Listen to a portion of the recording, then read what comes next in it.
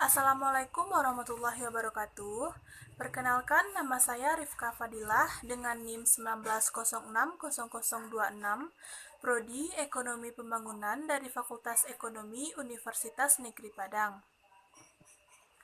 Baiklah, pada kesempatan ini saya akan menjelaskan materi pengantar ekonomi pembangunan dengan submaterinya, yaitu teori pembangunan Adam Smith dan teori Ricardian atau teori Ricardo. Baiklah, untuk materi pertama, saya akan menjelaskan tentang teori pembangunan Adam Smith. Adam Smith meyakini berlakunya doktrin atau hukum alam dalam persoalan ekonomi. Ia menganggap setiap orang sebagai hakim yang paling tahu akan kepentingannya sendiri, yang sebaiknya dibiarkan dengan bebas mengejar kepentingannya itu demi keuntungannya sendiri. Pembagian kerjanya yaitu titik permulaan dengan teori pertumbuhan ekonomi Adam Smith yang meningkatkan daya produktivitas tenaga kerja. Ia menghubungkan kenaikan itu dengan 1. Meningkatnya keterampilan pekerja, 2. Penghematan waktu dalam memproduksi barang, 3. Penemuan mesin yang sangat menghemat tenaga. Salah satu pameo terkenal yaitu pembagian kerja dibatasi oleh luasnya pasar, mengandung arti bahwa pembagian kerja bertambah seiring dengan meningkatnya pasar. Oleh karena itu, perluasan peniagaan dan perdagangan internasional sangat bermanfaat. Dengan meningkatnya jumlah penduduk dan fasilitas transport akan terjadi pembagian kerja yang semakin luas dan peningkatan modal yang semakin besar. Yang kedua yaitu proses pemupukan modal. Smith menekankan pemupukan modal harus dilakukan lebih dahulu daripada pembagian kerja. Ia menulis, karena pemupukan stok dalam suatu barang harus lebih dulu dilakukan sebelum pembagian kerja, maka pekerjaan hanya dapat dibagi lebih lanjut secara seimbang.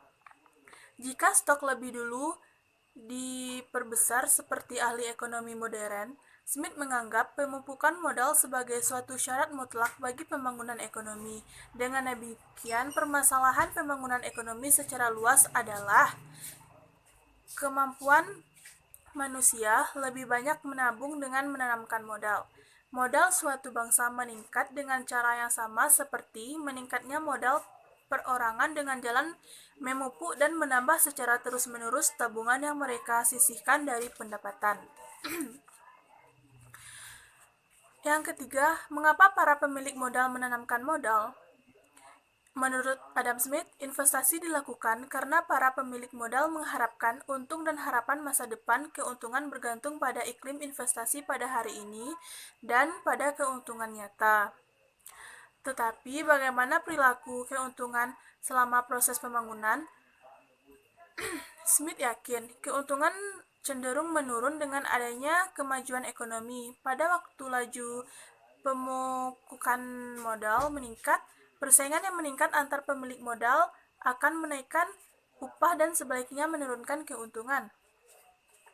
Yang keempat yaitu agen pertumbuhan. Menurut Smith, para petani dan pengusaha merupakan agen kemajuan dan pertumbuhan ekonomi adalah perdagangan bebas dan persaingan yang mendorong perluasan pasar yang pada gilirannya memungkinkan pembangunan ekonomi.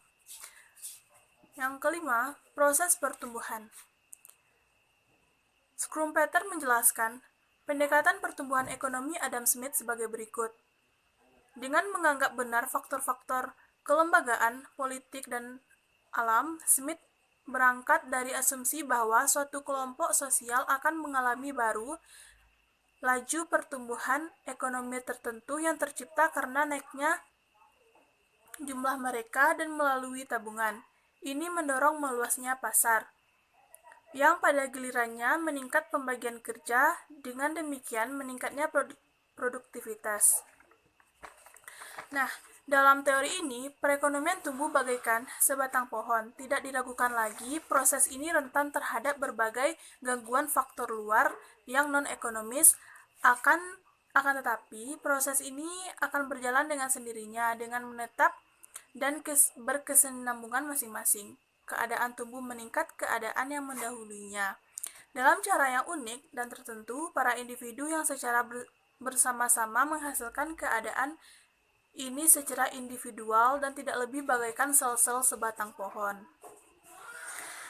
Nah, teori Smith memberikan sumbangan yang besar dalam menunjukkan bagaimana pertumbuhan ekonomi terjadi dan faktor-faktor serta kebijaksanaan apa yang menghambatnya, khusus dalam kaitannya dengan petani, pedagang, dan produsen. Ia menunjukkan betapa pentingnya menabung dan memupuk modal serta pentingnya proses pertumbuhan yang berimbang. Di samping itu, tentu teori Smith memiliki kelemahan tertentu. 1.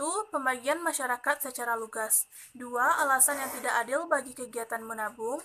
3. Asumsi yang tidak realistis tentang persaingan sempurna. Yang keempat, pengabaian wira swasta atau pengusaha. Yang kelima, asumsi yang tidak realistis tentang keadaan stasioner. Nah, itu penjelasan teori Smith menurut saya. Dan materi yang kedua yaitu teori Ricardian atau teori Ricardo. Seperti halnya Smith, David Ricardo juga mengungkapkan perdagangannya mengenai pembangunan ekonomi dengan cara yang tidak sistematis dalam bukunya The Principle of Political Economy and Taxation. Buku ini diterbitkan tahun 1917, edisi ketiga dari tahun 1921 serta korespondensi Ricardo dengan beberapa ahli ekonomi yang lain yang membuat ide-ide Ricardo yang menjadi dasar pembentukan modal pembangunan. Sesungguhnya Ricardo tidak pernah mengajukan satupun teori pembangunan. Menurut Schumpeter, ia hanya mendiskusikan teori distribusi. Oleh sebab itu, analisa Ricardo merupakan analisa yang memutar. Asumsi teori Ricardo yaitu sebagai berikut. 1. Seluruh tanah digunakan untuk produksi gandum, dan angkatan kerja dalam pertanian membantu menentukan distribusi industri. 2. Law of diminishing return berlaku bagi tanah. 3. Persediaan tanah adalah tetap. Yang 4. Permintaan akan gandum benar-benar inelastis. Kelima, buruh dan modal adalah masukan yang bersifat variabel. 6. Keadaan pengetahuan teknis adalah tertentu atau given. Yang ketujuh, seluruh buruh dibayar dengan upah yang cukup untuk hidup secara minimal. Yang 8, harga penawaran buruh adalah tertentu dan tetap. 9, permintaan akan buruh tergantung pada pemupukan modal dan bahwa baik harga permintaan maupun penawaran tidak tergantung pada produktivitas marginal tenaga kerja. Ke-10, terdapat persaingan yang sempurna. Dan yang terakhir, pemupukan modal dihasilkan dari keuntungan. Berdasarkan asumsi tersebut, Ricardo membangun teorinya tentang saling berhubungan antara tiga kelompok dalam perekonomian, yaitu tanah, kapitalis, dan buruh. Kepada mereka, jumlah keseluruhan hasil tanah dibagi-bagikan. Sementara Ricardo sendiri menulis dalam pendahuluan bukunya Hasil Bumi, dibagi-bagikan kepada tiga kelas, masyarakat yaitu pemilik tanah, pemilik stok kapital yang diperlukan bagi pengolahan tanah, dan para buruh yang mengerjakan. Keseluruhan pendapatan nasional dibagi-bagikan kepada tiga kelompok tersebut, masing-masing sebagai uang sewa, keuntungan, dan upah. Baik, proses pemupukan modal menurut Ricardo merupakan keuntungan, sebab keuntungan merupakan kekayaan yang disisihkan untuk pembentukan modal. Yang kedua, tingkat keuntungan. Tingkat keuntungan sama dengan keuntungan atau upah yang dibagi dengan rasio keuntungan terhadap modal yang digunakan. Tetapi karena modal hanya terdiri dari modal kerja, maka keuntungan sama dengan rekening upah. Yang kedua, kenaikan upah. Ricardo mencoba menunjukkan bahwa hanya dalam kondisi lain pemupukan modal akan mengurangi keuntungan. Upah memainkan peranan aktif dalam menentukan pendapatan antara modal dengan buruh. Yang ketiga, berkurangnya keuntungan pada industri lain. Menurutnya, keuntungan petani menentukan keuntungan seluruh usaha yang lain. Karena itu, tingkat keuntungan uang yang diperoleh dari modal harus sama dan harus seimbang. Apabila keuntungan dalam sektor pertanian menurun, keuntungan dari usaha lain juga akan menurun. Sumber lain dari pemupukan modal yaitu pajak. Pajak adalah sumber pemupukan modal yang ada di tangan pemerintah. Menurut Ricardo, tidak ada pajak yang tidak mempunyai kecenderungan untuk mengurangi kekuatan pemumpukan modal. Yang kedua, tabungan.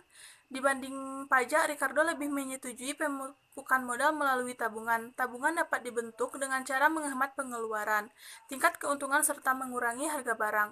Semakin banyak tabungan, semakin banyak pula pemumpukan modal. Yang ketiga, perdagangan bebas.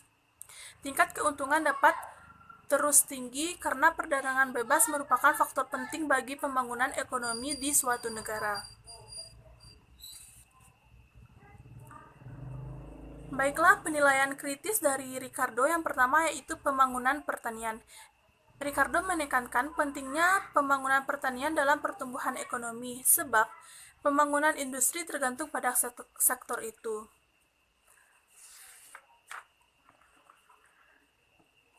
Yang kedua, pentingnya tabungan. Seperti ahli ekonomi modern, ia menekankan pentingnya bagi pemupukan modal yaitu tabungan. Jadi, Ricardo adalah pelopor ahli ekonomi modern. Yang ketiga, perdagangan luar negeri. Ia memberikan tekanan khusus pada perdagangan luar negeri sebagai sarana memperbaiki keadaan perekonomian, sebab perdagangan luar negeri akan membawa pemanfaatan sumber daya secara maksimum dan akan meningkatkan pendapatan. Yang keempat yaitu teori dinamis. Ricardo menyajikan suatu teori yang dinamis yang menghasilkan pengaruh perubahan dari berbagai variabel pada pembangunan ekonomi seperti penduduk, upah, sewa, keuntungan, dan sebagainya. Untuk itu, ada pula kelemahan dari teori ini. Yang pertama yaitu mengabaikan pengaruh teknologi. Dia menerangkan bahwa teknologi maju dalam lapangan industri berakibat pada pergantian buruh dan konsekuensi lain yang merugikan. Yang kedua, pengertian yang salah tentang keadaan stasioner. Menurut pandangannya, negara akan mencapai keadaan yang stasioner secara otomatis adalah tidak beralasan, karena tidak ada perekonomian yang mencapai keadaan stasioner dengan keuntungan meningkat, produksi meningkat, dan pemumpukan modal terjadi. Yang ketiga, pengertian yang salah tentang penduduk. Menurut dia, meningkatnya jumlah penduduk, maka upah tidak dapat meningkat, tidak pernah terbukti. Pertama, teori Marcus tentang penduduk telah terbukti salah dalam melihat kecenderungan penduduk yang berlaku di dunia barat. Kedua, upah ternyata tidak cenderung menuju ke tingkat upah minimal. Sebaliknya, terjadi peningkatan upah yang terus-menerus dalam bentuk upah uang dan penduduk cenderung untuk menurun. Kelemahan yang keempat yaitu kebijaksanaan pasar bebas yang tidak dapat diterapkan. Menurutnya, pada pengertian yang tidak dapat diterapkan mengenai pasar bebas, tidak ada campur tangan dari pemerintahan dan perekonomian berjalan secara otomatis melalui persaingan sempurna. Yang kelima, mengabaikan faktor-faktor kelembagaan. Salah satu cacat yang paling pokok dari teori Ricardo adalah diabaikan peranannya faktor-faktor kelembagaan.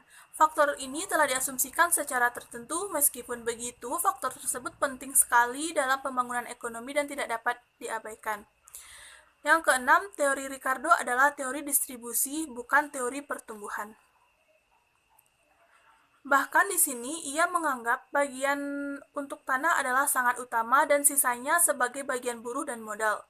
Ricardo gagal menunjukkan teori distribusi yang fungsional sebab ia tidak menentukan bagian dari masing-masing faktor secara terpisah.